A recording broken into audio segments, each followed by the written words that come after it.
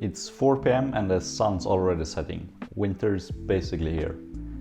That sucks, but all the oil guys are selling their cars for next to nothing, so it's prime time to start hunting for next year's project, especially if you're looking for a deal.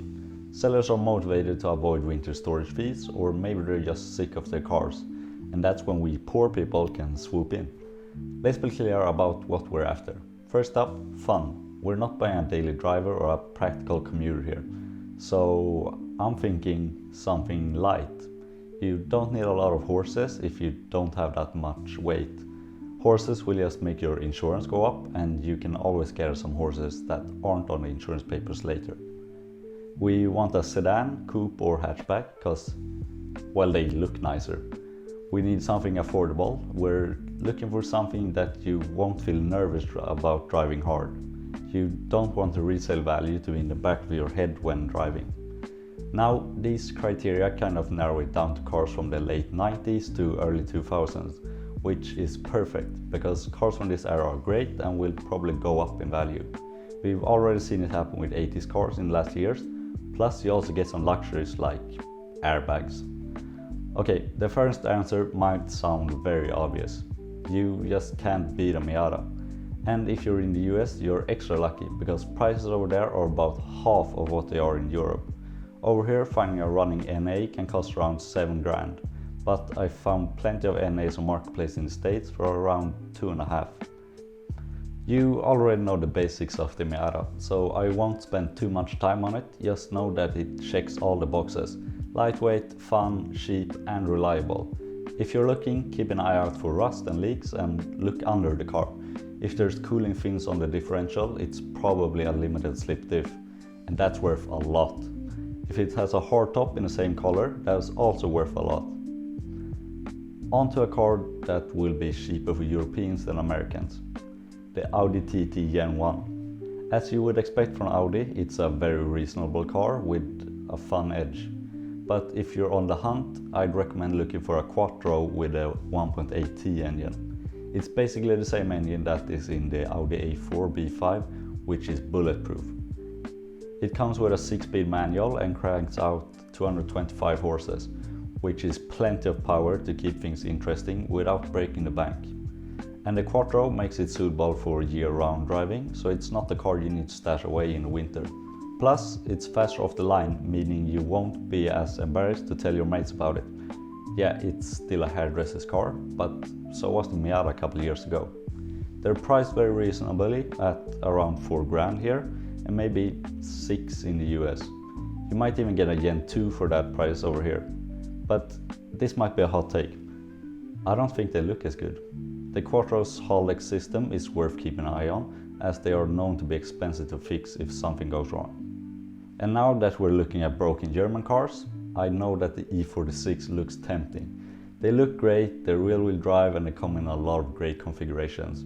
Yes, the engine leaks a bit of oil, but other than that, they're also bulletproof. It's just everything else on them breaks, all the time. I haven't met an owner that hasn't replaced a part in the last 3 months, and I know a guy with an M3 that says things break while he's sitting on the lift. So I don't know, they're a gamble. Some people like that though, and there's an abundance of support and parts for them, so you do you. Damn, I kinda want one anyway. Or an E46. I don't know. Okay, onto the Honda Civic. See, it doesn't need to be rear-wheel drive to be fun. We both know you probably can't drift anyways, so why not buy the ultimate blend of lightweight handling, reliability and affordability. Civics from the 90s and early 2000s are built like tanks and can handle mods very well. Whether it's a hatchback or a coupe, you get solid fuel economy, tons of aftermarket options and the perfect platform for a first project car. And yeah, you might not be pulling any drifts, but a Civic will teach you the fundamentals of handling and let you have a blast on twisty roads. Plus, parts are cheap and available everywhere. They seem to be about the same price in both Europe and the US, and they all seem to have been abused. If you want a cleaner looking one, they are at around 5 grand. Personally, I'd buy a hatchback as they're lighter and have more space in the boot, and I would stick to the 90s. After that, they kind of look like a computer mouse. Other than that, go wild. Okay, this one is mostly for the Americans. A Mustang, like any of them. But for this video I'll talk about the 4th and especially 5th generation. I think that the design of the 5th has aged very well. It looks exactly like a muscle car should, but of course we can't afford all that muscle. So we're looking for the V6. Yeah, I know a lot of people hate on them, but it's still 200 horses for a very cheap price. And personally, I don't understand the hate. There's a lot of great cars that has a V6, and you don't always need the highest trim to have fun. And since the engine bay is made for a V8, there's plenty of space to wrench. But check to see if the timing chains have been serviced at their intervals, because you need to remove the whole engine to do that. This is also a general tip for any of the mentioned cars, or any cars at all. Always check what's working and what isn't. This will give you a rough idea of if the owner really took care of it or not. A small problem here or there is fine, but if it's too many small things, there's probably a big thing around the corner. This is key, I believe.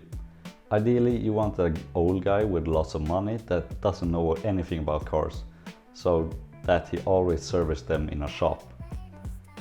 Oh yeah, and the Mustang go for like 3 grand in the US. It's not even worth checking prices in Europe. Why is everything so cheap in the US? Subscribe so I can move.